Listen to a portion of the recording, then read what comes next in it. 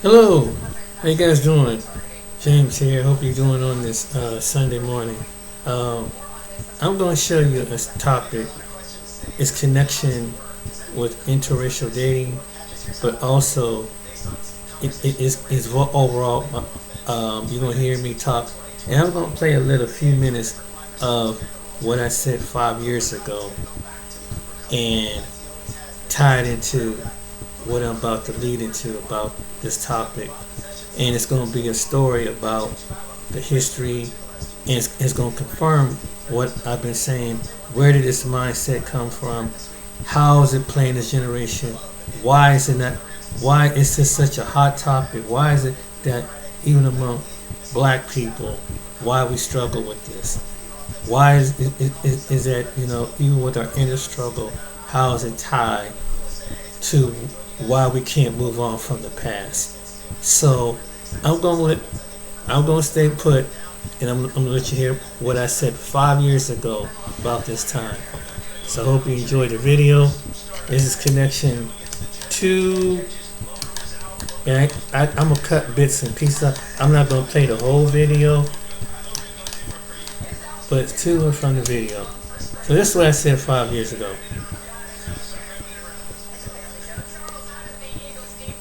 See if I get it started.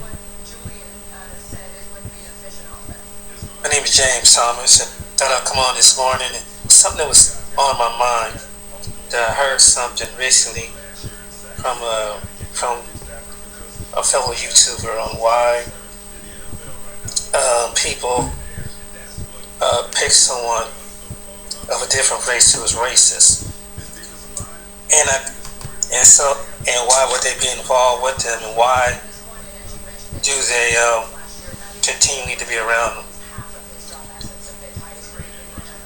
To be their friend, to be their mate, or anything.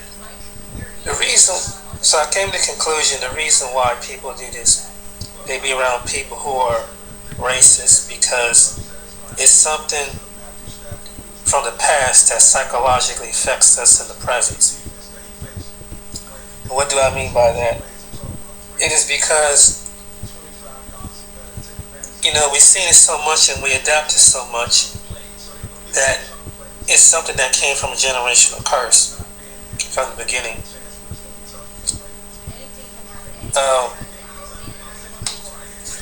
And it's been a whole,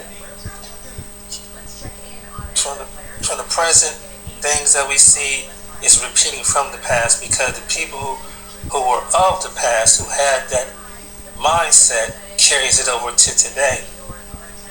I see how racism affects some African Americans and some other people who are African descent from around the globe. And it's something when you see women, black women particularly, bleaching their skin. That's effects of racism, psychological racism. That has to be one of those worst racism of all kinds. It's a psychological racism that was passed down generations. And also, you see a lot of things that when you see them slave movies, it's a cycle that repeats itself. That the slave master and the slave, and so you feel bound up to be next to the person who is oppressing you. And sometimes the person with the self-centered, devilish, which is demonic attitude of being racist, who's like that, it's a control, it's a spirit. And so when black people get next to something like that, that's just something that is automatically is connected to it. And the people who are not strong enough to break away from that is the people who have been subjected to that most of their life. And it's kind of hard when you live in an area where you're less than the population of where you live, when you've been exposed to so much. I could, based on my experiences, and it's not to say that all white people are racist or anything like that, or all black people are this, or white people are that. But when you go into an environment of people, it's a different atmosphere when you go to a certain population of people. When you live in a suburbs, you carry on the mindset of those people that are out there. If you live in a city, you carry on the people who are in the city. If you live in an inner city and you're an African American, you carry on whatever it's that you grew up in that environment. If you were African American, you grew up in a suburb, and you were mostly around people who are majority that were white, and 5-10% other, you take on the mindset of the majority of the people, their likeness, their nature. And sometimes it's hard to really be proud to be black when you go around an environment like that, because it's not improvised on that. It's improvised on inclusion and what is perception. When I was, take my story for example. Luckily I had a balance. When I was growing up in Youngstown, Ohio, my grandmother lived in the projects. My mother's side of the family were Catholic. My father's side of the family were Baptist. And of course, the father's side of the family, being up in Cleveland, Ohio, is majority black. But we have, been around white people who was majority black at the time. When I was around living with my mother's people, we went to Catholic church.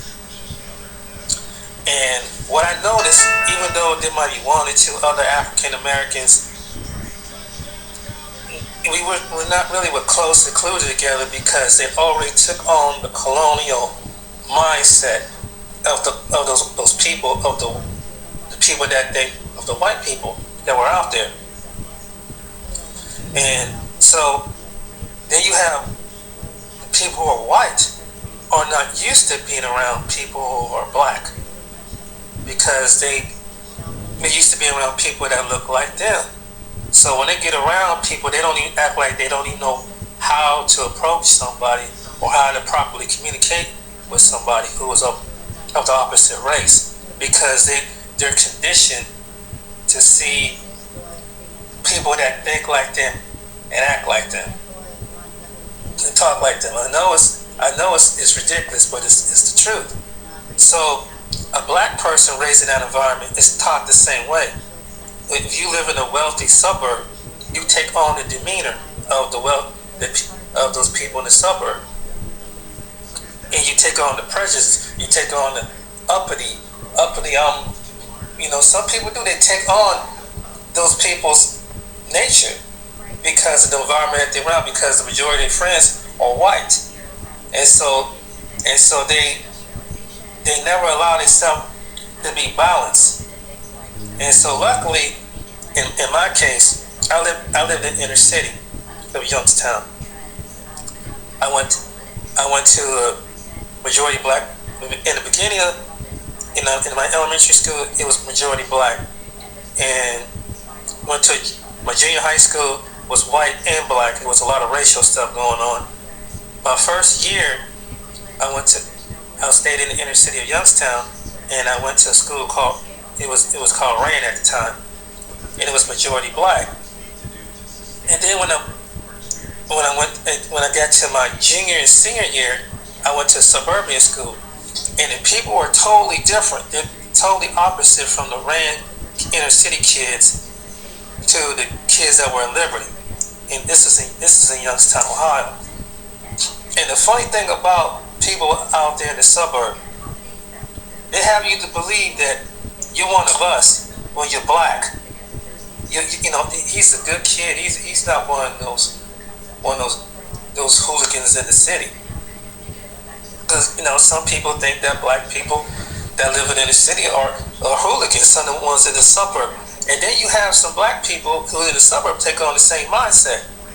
But the funny thing about it is, some black people in the suburb don't realize that when you go to another suburb, you think that, I'm not like one of those other people like that. That's what they refer to themselves as the N-word. But it doesn't matter because people see you as the color, not because of your education, not because of your job status, not because of your intellectual position in the company. They see color, and when they see color, they find it kind of threatening because they don't know how to adjust the reality. A lot of people who are, how can I say, who are white, who never been around black people, they can't adjust their reality because they're not used to it. They're used to having a painted picture of what their reality is and what their perception of people are. So when you bring the same people who have the same perception, they don't even know how to respond or react to it. This is the truth. And so sometimes, and you can see it when you go into some suburb because they have a predominantly suburban police department. Majority of the cops are white. Some of the teachers, majority are white. And so you're raised with that mentality.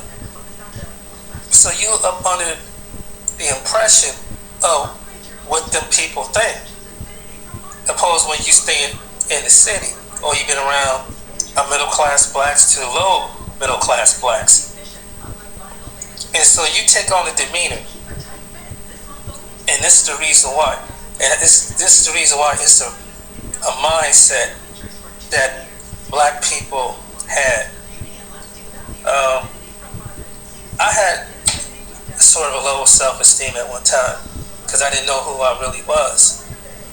And it played a lot on where I went to church at and where I went to school at, because what I found out being around these particular people that were in the suburbs, that you see that they have a prejudice towards you, and they're gonna act out their prejudice. They'll joke, they put it in a joke. They act it out. They might make a joke about, or they might do some mammy joke or something like that to see what kind of response they're gonna get from you, because they're not used to. They have the perception of what black people is, because they're jealous with them because musically and athletically and otherwise that they have the swag and they have the cool. And one of their girlfriends or one of their friends take on the persona, they can't stand that. And the people around they can't stand it. And they be like, why are you acting like one of those N's? And then they call N words, whatever, basically. And so it's a pressure cooker right there. And it was an interesting experience. When I was living in the suburbs, you take on the mindset. It's kind of strange. It's like you start thinking like a white person. You really do. You literally take on the mindset. Because the majority of people that you're around, you take on their persona.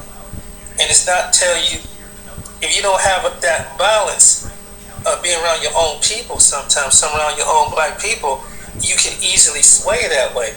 Or finding people who are black that have some substance and bring something common, that don't carry themselves in an irrational way. So you won't perceive your own people as of low class, which was really embedded into you from the suburbs. And some people in the suburbs do think like that. And I remember there was times when I was coming up, going to high school, and one time I was in a couple incidents where some white guys was about to jump me, and I was thinking about this the other day. This other black dude who I went to school with, we went to the same high school. He wouldn't even grab my back, and I didn't even do nothing to these guys. I didn't even provoke them. I just mind my own business. I just did what the school teacher asked us to do. I didn't, make fun of them or just I really didn't try to really associate, just be cordial and friendly. So he's talking about they're gonna come to jump me. And Kerry, what was his name at the time, he didn't do nothing. He didn't do nothing. Figured that he would grab my back if they were about to jump me. These about 4 white boys about to jump me. So, needless to say, there was a black dude from another school that went to another high school. And one day I was kind of nervous and kind of upset because I'm kind of concerned. Like, man, I told this other black dude, we had a vocational school in Warren, Ohio. And I said, these white boys about to jump me, man. And I ain't messing with them. I'm by myself. So this one black dude, he's from LaBrea. He was like, show me who he is. And so I pointed him out which ones was which. And I don't know what he might have had his own crew. He said, hey, and I heard him he walked up to me. So you got a problem with my cousin? And soon as they backed up, they kind of backed down. And I was like, that's what I'm talking about. But Carrie, who was black, supposed to be from the same high school, same classroom and everything, didn't even grab my back. So he took on the Sambo mentality. Pretty much, he took on the Sambo. And so you'd be surprised, man. Sometimes because some black people that you see in the suburb, you think they're gonna grab your back. That's not always the case because they take on the same mindset. They don't want to be involved in the fight. It's just sooner or later they get conflicted with racism themselves in some form or fashion. And that was one incident. And I guess the mentality I had at the time is I just wanted friends, and my self-esteem got so low that I would put up with shit, even if it was racial jokes, and it was just it had a lot not knowing who I was as a person, not having enough strength, inner strength of being that king and stand up and say, hey, I am who I am. And somehow I think when I look back at what it was, it happened after my father died. And I just you're looking out for someone to be a friend. And instead of going back to the inner city and hooking up my old friends, some that were black, there was nobody really around that I could really lean on and hang in and trust at the time. So I've been around this so-called white friend that I had, and that's when he was a so-called white friend because everything he do was crack racial jokes and stuff like that. But the funny part about people like that, they're not racist. But they always it's something subconsciously they are racist. They are racist. You have a lot of subconscious people, especially when it comes to some white people who are racist. They're racist, and they won't even acknowledge it. And when they start cracking racial jokes, or they start innuendo, or making just little statements, or like one time, and they could be having. And sometimes they'd be direct with it. Sometimes they'd just be talking with you, having a conversation. And it was one case where I was driving this woman to the clinic because I was working for a transportation company. She just come out this, and so she was just describing what was going on with the transportation and how her boyfriend or husband had to, keep the car running. And guess what terminology she used? She called it nigger rig the car. I was kind of shocked. I was like, damn, just come on out this. But so in other words, the terminology of that nigger rig the car, basically, that's what they use. They use terminologies like that, and that's just a code that some white people use. That's one of the little codes that they use. The ones that are prejudiced. I'm going to cut it right there.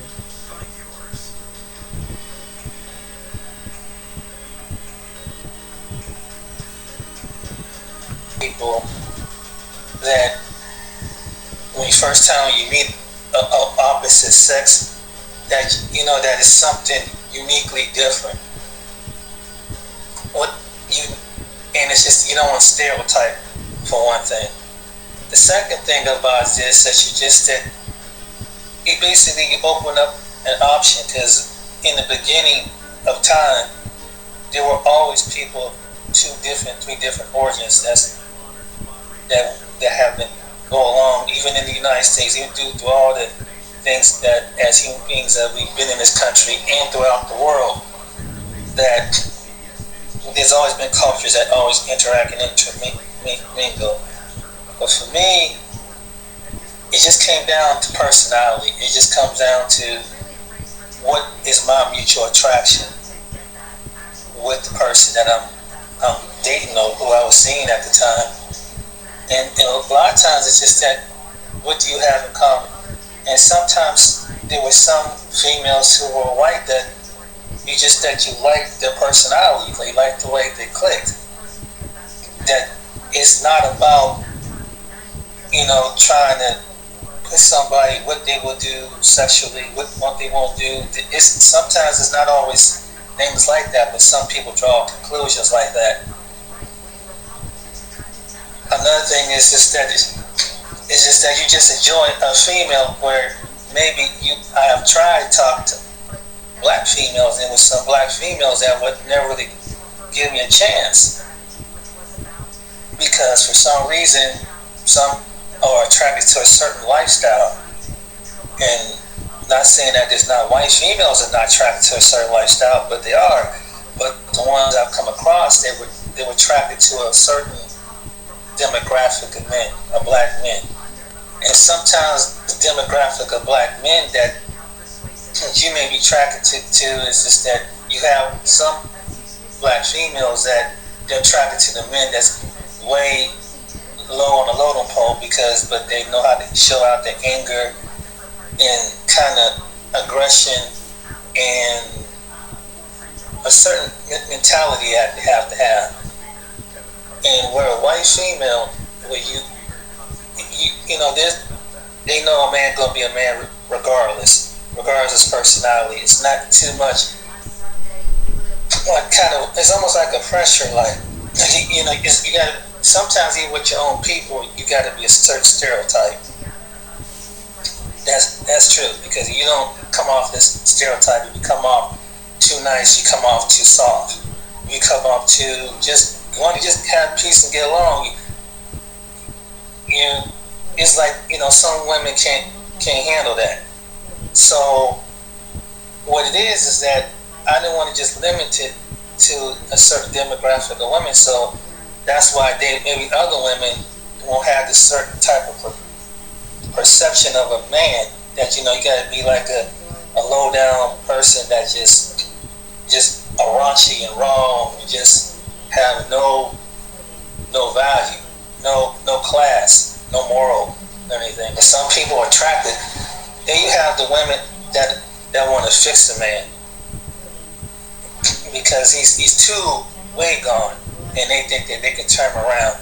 And then that could be with any woman that you come across women like that. So you don't want to be bothered with that type of woman. But mainly the reason why was just basically communication. The basic, just the woman being herself and just being easygoing, just seeing me as someone to listen and talk to, and just hear a person out. And I think the females, the ones that were Caucasian and other races, they were nice to get along with because they were really easy to talk to. Just sit down and really, you had a camaraderie, and you didn't have to go out to be extremely a certain type of a man that you do. And then it's basically just companionship.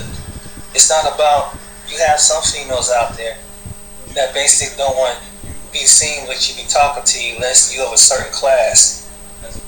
And you got to be a certain educational status. Then you have to be a certain income status. And you have to be, and this goes across the board, you have to be a certain income, certain class, a certain, it's all kind of things. So really, where some females are just basically willing to stand with you and understand where you're coming from, and just enjoy your company for what you have.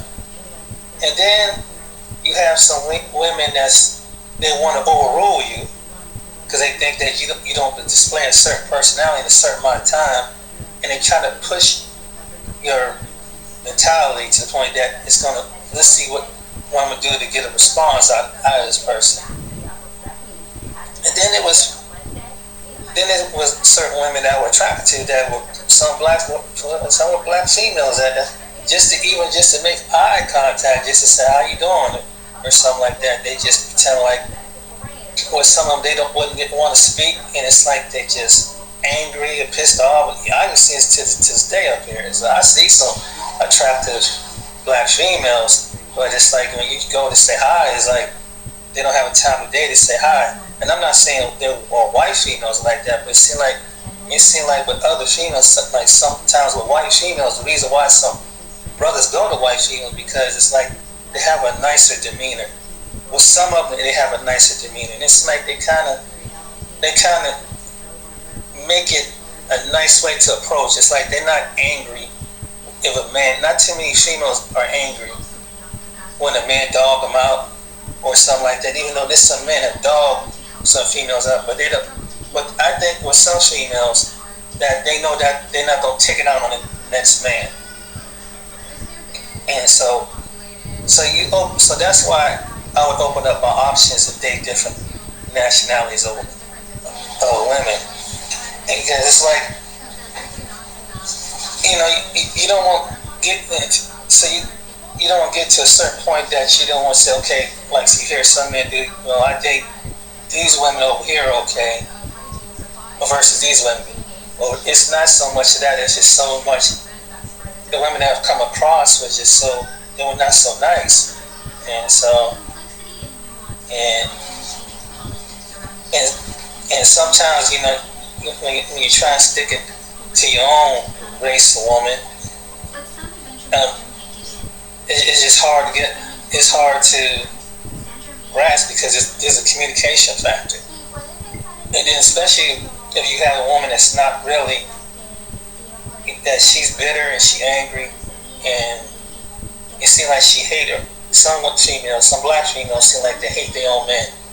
I'm just gonna come out and say it seems like they despise. And so when they see you as a man and you don't stereotype, it's almost like something must be wrong or anything. And so therefore you just don't want to feel like dealing with that. And so with other women, whether it could be here or whether it could be somewhere around the world, it's like you want to go to another place where women, or so many women that they're ready to meet a man, regardless of his personality, regardless of basically his physical physique or whatever, just someone to really enjoy their companionship. And sometimes with other nationalities, the things that your own race or some in your own country, they don't appreciate enough because they're too busy. They buy into this stereotype that this is the type of man that they want. And there's a lot of good men like myself are get passed over. A lot of good men, probably from different races, get passed over, particularly sometimes with black men. And so that's why we tend to gravitate to other different women, because sometimes the women that you attract, women don't find you attractive for one thing, and then what they're attracted to, what they perceive, and it's not always what it is. And so when you try to come out something different, it's kind of foreign to them. That's here in the States. I don't know how it is over in other parts of the world, but here in the States, it's just women are just today. It's not they like they're ready to. You can smile and say hi to a woman, a pretty woman, man. They just brush you off like you can physically attracted to them, and they just think that they're too good to speak to you. So listen, it's like they're angry. It's like some women, some particular women of my race, it's like they just angry, pissed off, um, you know, don't have a smile on their face. And it's like, man, so sometimes we tend to, and like most men, you tend to gravitate to other different women where they don't have this bad personality, this bad attitude. And it really comes down to a lot of people don't want to realize it, but some women just got a bad attitude, personality. So I'm like most men, it's like, hey, I just opened up my options and maybe go some and maybe I can find someone you can get along, even if it means going to a different personality of a different race. And sometimes, not saying that you can't find it in your own base, but man, sometimes it's just by greeting somebody, you can already tell. And so, as a man, you get discouraged after a while. As black men, we get discouraged get dealing with that kind of attitude from women who we supposed to be of our human, our nature, and they showing this attitude, and it's like, but the men that they pick are not husband standard, they're not boyfriend standard, but they just fall with the look, and they fell with their whatever what it was. Then they get disappointed because this guy turned out that they fell in love somehow, and he's not really feeling them that way. The next thing you know, the rest of us black men have to take it on the cheek over something that basically was her decision. And so, what did a good black man do? Sometimes some good black men that may not stand out in that way, that's just average guys. So some of us tend to go to different nationalities of women that we get along with. And however the personality is, it comes down to personality and what you take and what you don't like. Which I might be to some black females, I may be a lame dude, but to a female with different nationality, I might be the most handsomest dude ever to meet. That's the truth. And I don't think American women here don't see that. And it's the truth. That's why I believe why some dudes like myself, that's what we do. Because sometimes every dude, like some women do, you get tired of being alone after a while. And then again, you want somebody, but you don't want to put up with their mess. You know what I mean? You don't want to put up with some nonsense that's going to really, to the point that it could cause domestic violence or something. This answers this, what Umar was saying. I can't take my eyes off my eyes. My go-to is Lumify eye drops. Lumify dramatically. Oh, it's good, everybody.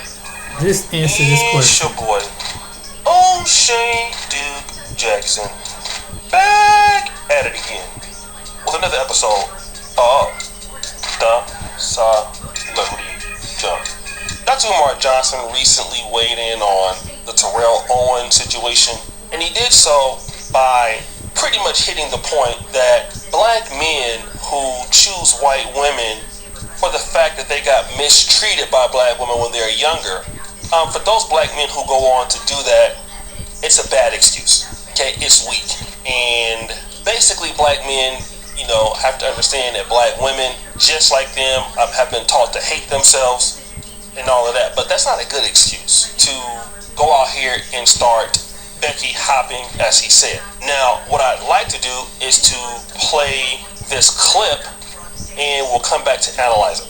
But Terrell Owens has said this, Childish Gambino has said this, tons of other black men, be they professional, celebrity, or just everyday, hard-working black men, many black men have argued the reason that they are bunny hopping.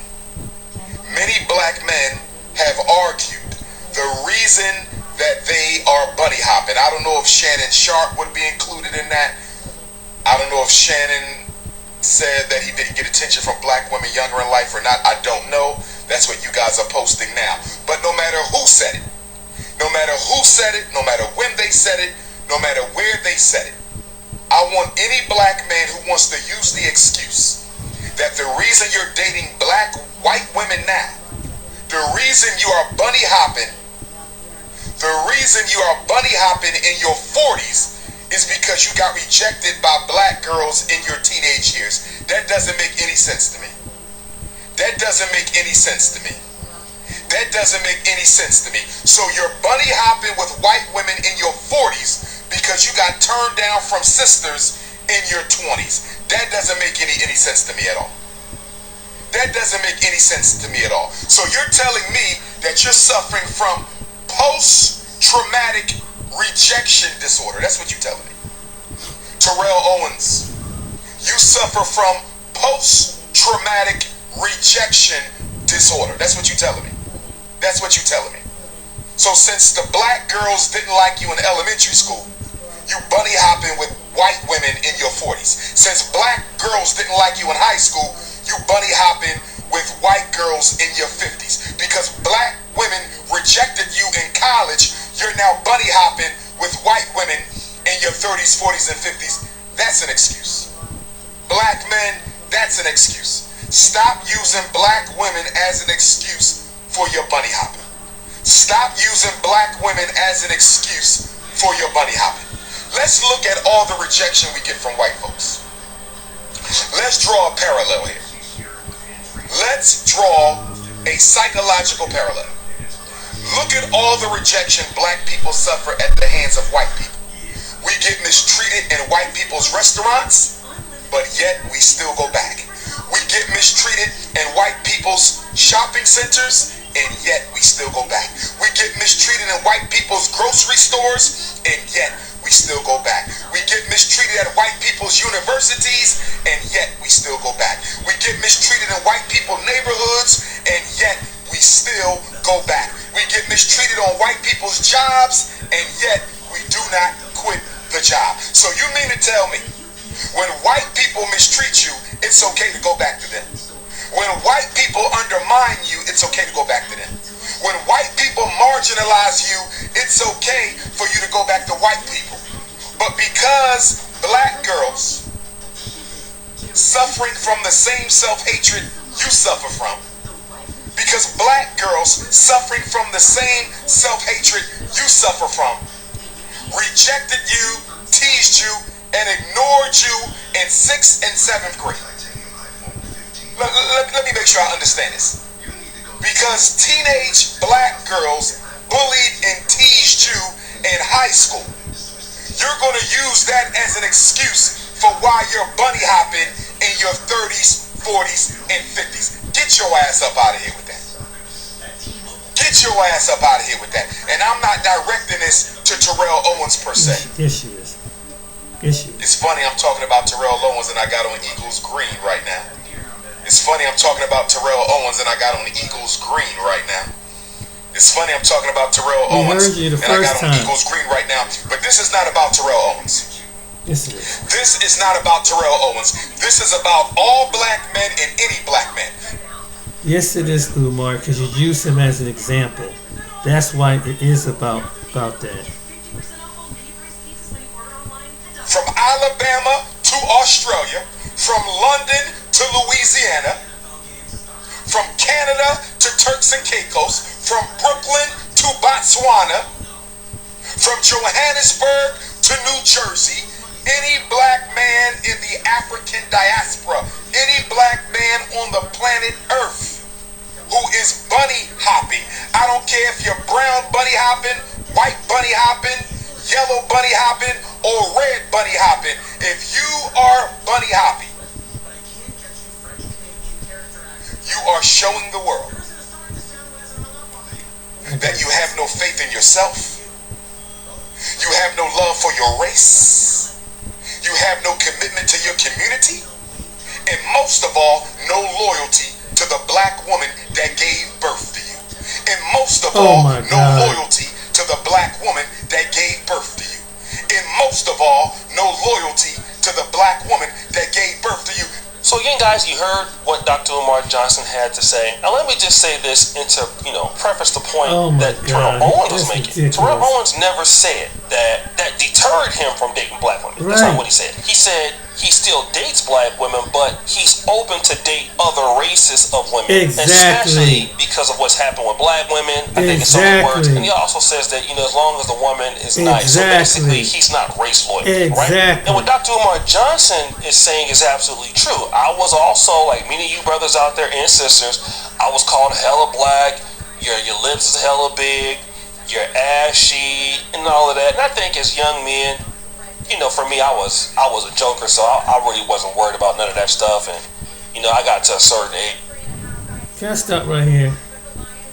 The reason why Can a vehicle be both rugged and refined? the reason why it has nothing to do with his hating his race. It's his personal experiences. First of all, let me say this: is that we ain't putting all white people. So he particularly put all white people in the category. So sometimes individually the people have individual experiences. But he's saying it, all you black men and all because you so-called bunny hopping. But at the same time, he going to white restaurants. At the same time, he's going when white people serving him food and stuff like that, and he showed on the video.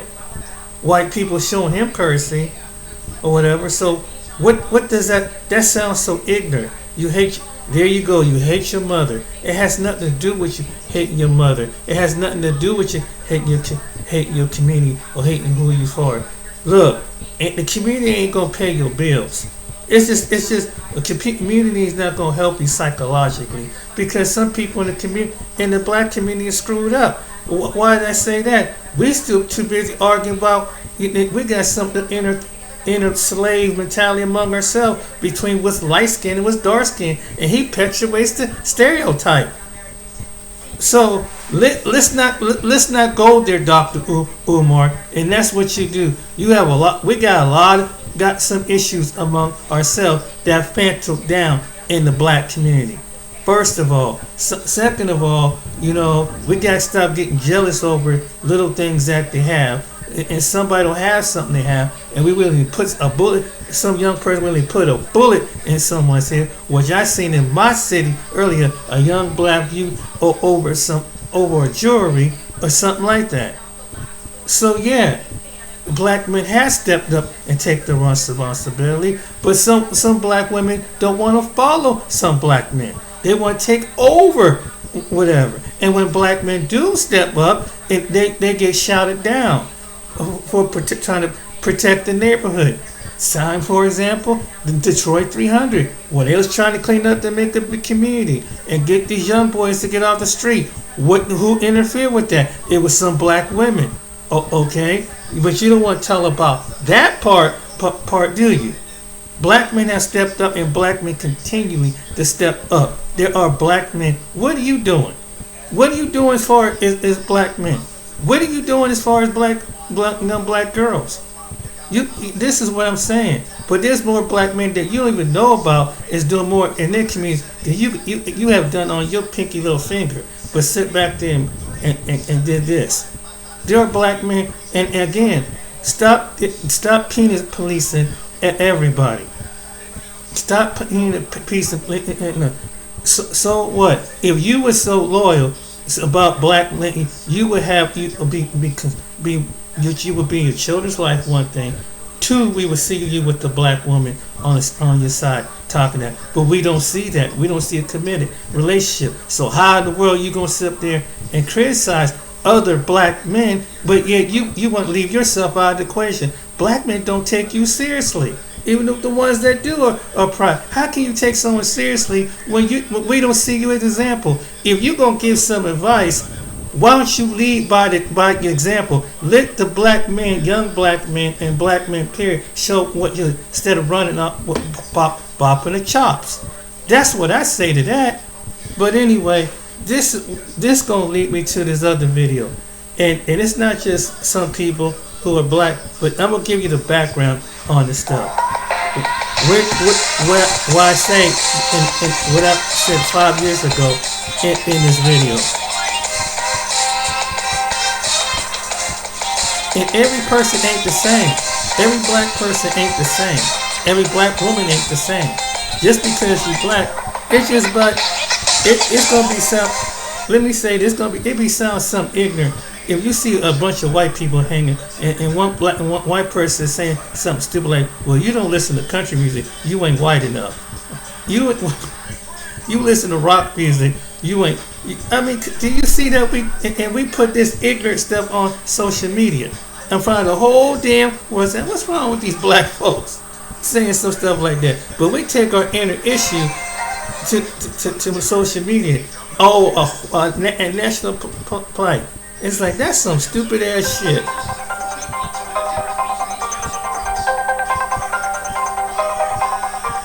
In the heart of the American South during the 1950s but and this is where this 1960s, stuff come from. a deeply rooted This is the culture reason of why we racism divide. and segregation thrived. Jim Crow laws and black codes enforced racial segregation and discrimination, particularly in the southern states. Though slavery had been abolished and black people had earned their freedom, they were in no way free. White Americans still looked upon black people with disdain and considered inferior. It was in this hostile environment that the story of Richard and Mildred Loving unfolded, a story that would challenge the discriminatory laws of their time and change the course of American history. The Lovings' love story began in rural Virginia, a state deeply entrenched in the history of slavery and racial discrimination. Richard Loving, a white man, fell in love with Mildred Jeter, a woman of African American and Native American descent. Their interracial relationship was not only unconventional but also illegal under Virginia's Racial Integrity Act of 1924. This video delves into the Richard and Mildred Loving interracial marriage case, exploring the historical context of racism and segregation in the United States, the legal battles they faced, and the landmark Supreme Court decision that would dismantle the legal barriers to interracial marriage, forever changing the landscape of civil rights and social justice. Also, as a way of supporting our efforts, hit the like button of the video, share, and subscribe to help the channel grow. Your support means a lot to us. To understand the Lovings case fully, it is essential to comprehend the pervasive racial discrimination they faced in the United States during the mid-20th century. After the Civil War and the abolition of slavery, Southern states quickly enacted a series of laws known as black codes. These codes, together with Jim Crow laws, imposed racial segregation and upheld white supremacy. African Americans were systematically oppressed, denied basic civil rights, and subjected to segregation in all aspects of life, from education and public facilities to transportation and marriage. One of the most significant legal challenges the Lovings would face was the Racial Integrity Act of 1924. A Virginia law that prohibited interracial marriages and defined a white person as someone with no trace whatsoever of any blood other than Caucasian. Mildred Loving, a woman of African American and Native American ancestry, and Richard Loving, a white man, found themselves in violation of this law when they decided to marry in 1958. Virginia, like many other southern states, aimed to uphold racial purity and segregation through such legislation. But before the Racial Integrity Act of 1924, there were many other laws that upheld white supremacy and considered it an abomination for a white and a black to be in a pair. The first anti-miscegenation law was passed by the Maryland General Assembly in 1691, criminalizing interracial marriage. A belief in racial purity and white supremacy were among the reasons for such laws, with Abraham Lincoln stating in an 1858 speech, "I am not nor ever have been in favor of making voters or jurors of Negroes, nor of qualifying them to hold office, nor to intermarry with white people. I, as much as any man, am in favor of the superior position assigned to the white race." By the late 1800s, 38 U.S. states had laws banning interracial marriage. Before the civil rights movement of the 1960s, the overwhelming majority of white evangelical Christians in the southern United States saw racial segregation in marriage as something divinely instituted from God, and held that legal recognition of interracial couples would violate biblical teaching. The prospect of black men marrying white women terrified many Americans before the Civil War. However, extramarital interracial unions were not rare and happened commonly between white male and black female, and although restricted to the lower classes, common law unions of black male with white female are not unknown. The Racial Integrity Act of 1924 was passed by the General Assembly to protect whiteness against what many Virginians perceived to be the negative effects of race mixing. The new law prohibited interracial marriage and ushered in a long period of discriminatory racial designation administered by the government. The act was based on the eugenics movement, which was gaining momentum at the beginning of the 20th century. Eugenics was the practice of controlling reproduction to alter the genetic characteristics of a population. Some advocates of eugenics believe that methods like selective breeding and sterilization would benefit human society by promoting beneficial traits. It was a movement that was used to justify white supremacy, resulting in discriminatory policies and heinous practices like forced sterilization. At the time, it was a fact that if a person is known to have 1% of African blood in his veins, he ceases to be a white man. The 99% of Caucasian blood does not weigh by the side of the 1% of African blood. The white blood counts for nothing. The person is a Negro every time. One of the act's main proponents was a physician named Walter Ashby Plecker. Plecker was born in Augusta County, Virginia in the spring of 1861. After securing a medical degree from the University of Maryland in 1885, he relocated to Hampton, Virginia, and began working as the public health officer for Elizabeth City County. He took a strong interest in obstetrics and helped reduce birth mortality rates by 50%. However, he was also a staunch advocate of eugenics and white supremacy. In 1912, Plecker was selected to serve at the head of the newly created Bureau of Vital Statistics in Virginia. As the head of Virginia's Bureau of Vital Statistics from 1912 to 1946, Plecker was responsible for ensuring that all infants born in Virginia received birth certificates that included their racial designation. An active eugenicist, Plecker used bureaucracy as a weapon against black and indigenous people across the state of Virginia. Eugenics argued that genetic purity could lead to a more utopian society. The idea was to select and support the proliferation of desired heritable characteristics through control over the parental rights of specific communities.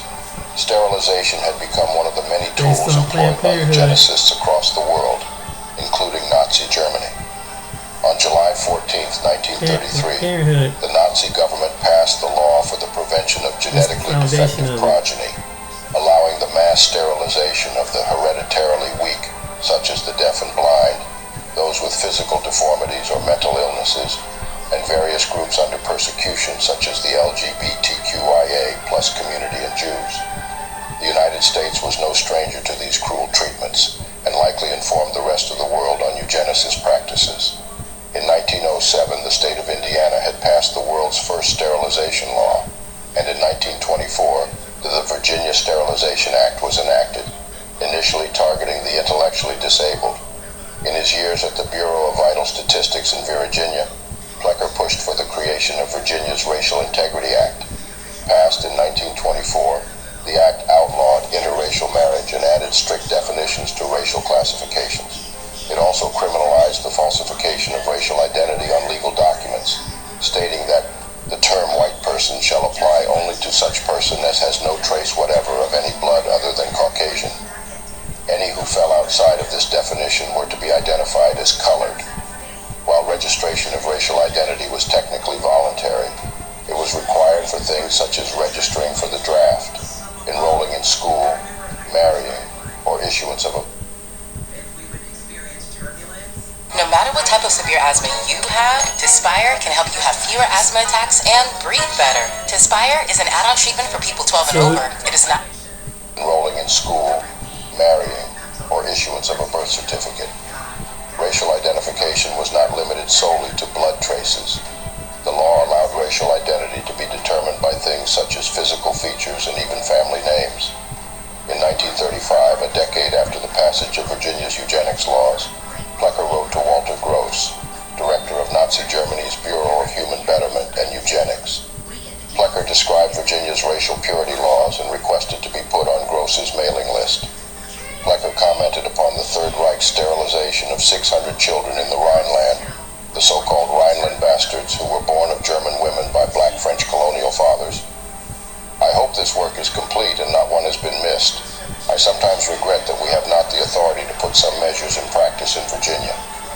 Despite lacking the statutory authority to sterilize black, mulatto, and American Indian killing children simply because they were colored, a small number of Virginia eugenicists in key positions found other ways to achieve that goal. The Sterilization Act gave state institutions, including hospitals, psychiatric institutions, and prisons, the statutory authority to sterilize persons deemed to be feeble-minded, a highly subjective criterion. Dr. Joseph Desjarnette, director of the Western State Hospital in Staunton, Virginia, was a leading advocate of eugenics. Desjarnette was unsatisfied with the pace of America's eugenic sterilization programs. In 1938, he wrote, "Germany in 6 years has sterilized about 80,000 of her unfit, while the United States, with approximately twice the population, has only sterilized about 27,869 in the past 20 years. The fact that there are 12 million defectives in the U.S. should arouse our best endeavors to push this procedure to the maximum. The Germans are beating us at our own game. By 12 million defectives, a tenth of the population."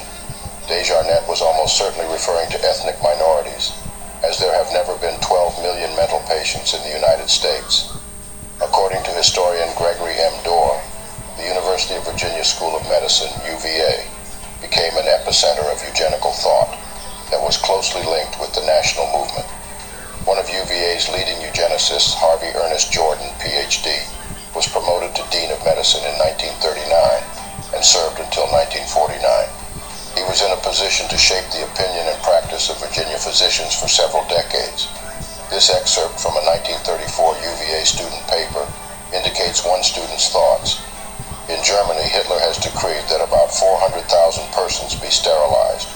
This is a great step in eliminating the racial deficiencies.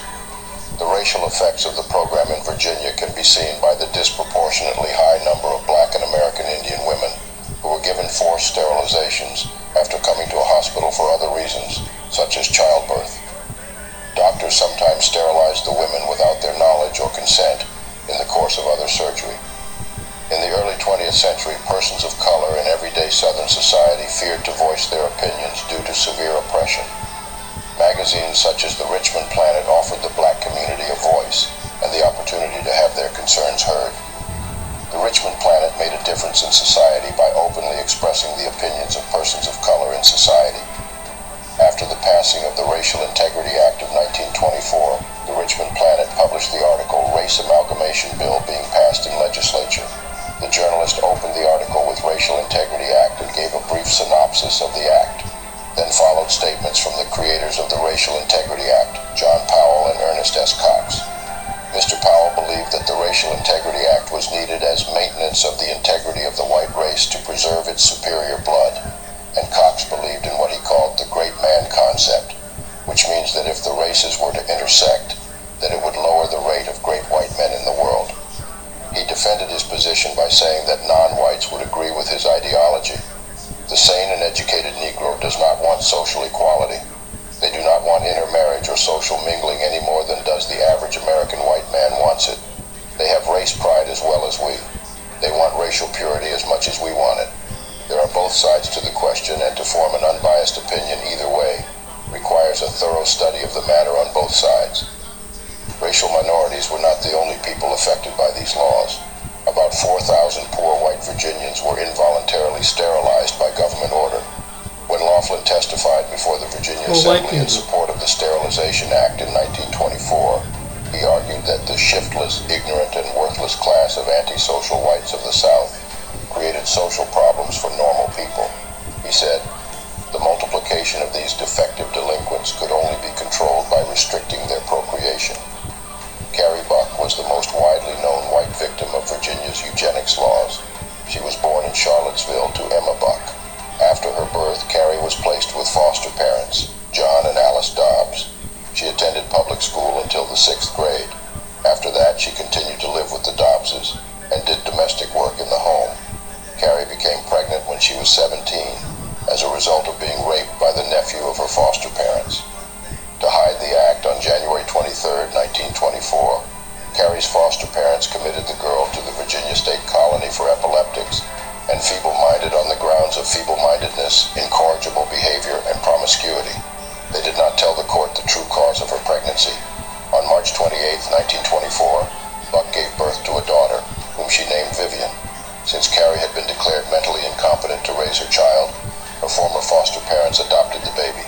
On September 10, 1924, Dr. Albert Sidney Priddy, superintendent of the Virginia State Colony for Epileptics and Feeble-Minded and a eugenicist, filed a petition with his board of directors to sterilize Carrie Buck, an 18-year-old patient. He claimed she had a mental age of 9. Priddy said that Buck represented a genetic threat to society. While the litigation was making its way through the court system, Priddy died, and his successor, Dr. James Hendren Bell, came on the case. When the directors issued an order for the sterilization of Buck, her guardian appealed the case to the Circuit Court of Amherst County. It sustained the decision of the board. The case then moved to the Supreme Court of Appeals of Virginia, where it was upheld. He's like the modern day It was Fauci, appealed to Dr. the U.S. Fauci. Supreme Court in Buck versus Bell, which upheld the order. Justice Oliver Wendell Holmes, Jr. wrote the ruling. He argued the interest of public welfare outweighed the interest of individuals in bodily integrity. Carrie Buck was paroled from the Virginia colony for epileptics and feeble-minded shortly after she was sterilized. Under the same statute, her mother and 3-year-old daughter were also sterilized without their consent. In 1932, her daughter Vivian Buck died of enteric colitis. When hospitalized for appendicitis, Doris Buck, Carrie's younger sister, was sterilized without her knowledge or consent. Never told that the operation had been performed, Doris Buck married and with her husband tried to have children. It was not until 1980 that she was told the reason for her inability to get pregnant. Carrie Buck went on to marry William Eagle. They were married for 25 years until his death. Scholars and reporters who visited Buck in the aftermath of the Supreme Court case reported that she appeared to be a woman of normal intelligence. On August 2, 1947, Walter Plecker, the brainchild of the Racial Integrity Act, was killed by a vehicle strike in Richmond, Virginia. His policies and actions continued to impact communities for decades after his tenure and death. It wasn't until 20 years later that the prohibition on interracial marriage was overturned. Would you believe that doing a simple 5-minute trip? Now you see how the past, now what we have today, you have like a Dr. Fauci and people like that. And you know why I say Dr. Fauci? Because they was taking a racial category when we was getting the juice. Why is the African American are not getting it? You see why black folks don't trust stuff like that? You see how some people don't trust that? Because they have a history of doing this. And they continually do this in certain ways. They continually to do this. The spirit, remember, racism and eugenics is transforming itself into medical. That's how they do it. And that's why they give us these stats and stuff. Sometimes, because they're not doing it sometimes for the good. Look who founded this stuff. They were pretty much Nazis. And this is what I'm telling you. To some people who think like that, and you have people in high positions to this day is still doing that. Not only that they're doing that here, they're doing that in different parts of America and over on the continent. That's why some Africans know this. They know this by the spirit. Because history, because nothing new ever under the sun. And this is what they don't want put into the schools either. They don't want the future generations to know about this. They've done a lot of evil stuff like this. This is the reason why why some people are against interracial relationships. Because they were taught this stuff from generation after generation after generation. They passed it down. That's why I say it's passed down.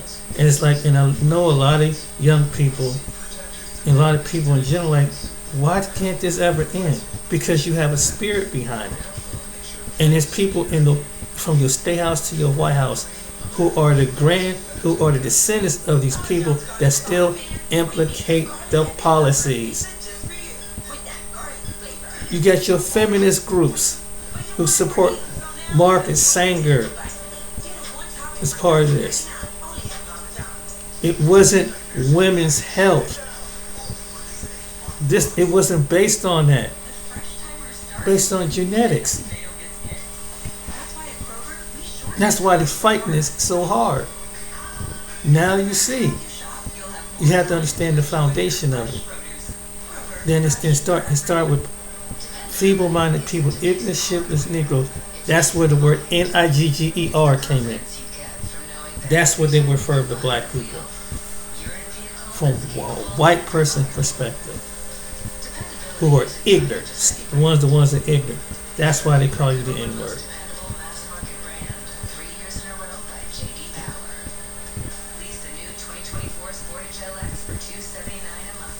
So you wonder why? Because that was the foundation of it. That's what they still think about some black people. So when it comes down to the racial people, why would you get with these people? And you saw how and men back then still think like that today. Some people don't want to blend in with you. And now you know the reason why. Now you see the history behind it. Now you see what they really thought about and why they want to get rid of this stuff out of the schools. That's why. But now people are bringing this forth to show you what really happened. And it's on the books. It's on the books in the library. So, there you have it. But anyway, getting back to that, I had to show you an example. And, from how I know about this. So you can know how I said this 5 years ago, and look what's playing out now. Alright then, ladies and gentlemen, hope you enjoyed this video. Share, like, and subscribe. Hope I educate somebody. I hope it brings somebody not to divide, but to understand why we can't get over the past. Why some people can't get over the past. From any walks of life, any language. And you don't have to be black or white, or what we consider black or white. Anybody will probably learn from other nations can learn from this. How wicked it got deep, and how it's hidden. It's hidden in politics. To this day. It never went away. Joe Biden's, people like that, they still around, but they smile in your face. But they back up that program. And they'll be friends with anybody. Because sadly, again, some black people who in politics and certain organizations is behind it. That's a whole nother topic. That's how deep it is. And that's why we can't move on from the past. Because somebody got to keep it going on and on and on. That's why. Why can't we just get over it? We can't. Because there's a spirit behind it that keep it going. That's why if you're black, you keep getting harassed. Your child got harassed. Why they get picked on? Why? It's because there's some people generationally keep carrying that on from the past in their family, around people they associate. That's why racism keep going on. There it is, plain and simple. But to some people, individually, it don't affect their life. So if it don't affect your life, it don't affect your life. Don't worry about it. But I gotta show you the ignorance of people on both sides of the track, of where it all came from, and my story behind what I experienced too. Alright then, hope you enjoyed this video. Like and subscribe till next time. I know this video will be kind of long, but it's just I had to make a storyline to give a whole completion of why I led up to that story, so you can understand. So that's why my video was kind of long, like an hour, because I'm trying to get people to see. Because sometimes some people got short attention spans. So for the ones who don't, and open-minded, you can see the whole picture. That's the reason why I made sometimes these videos this long. So Hope somebody got something from it. And hopefully that the generations, no matter any walks of life, race of life, you learn something and don't repeat what we have done in the past. That's what we can learn from it. Maybe we can make a better tomorrow. Who knows? But start out individually. Maybe one day it'll work for the collective. Take care.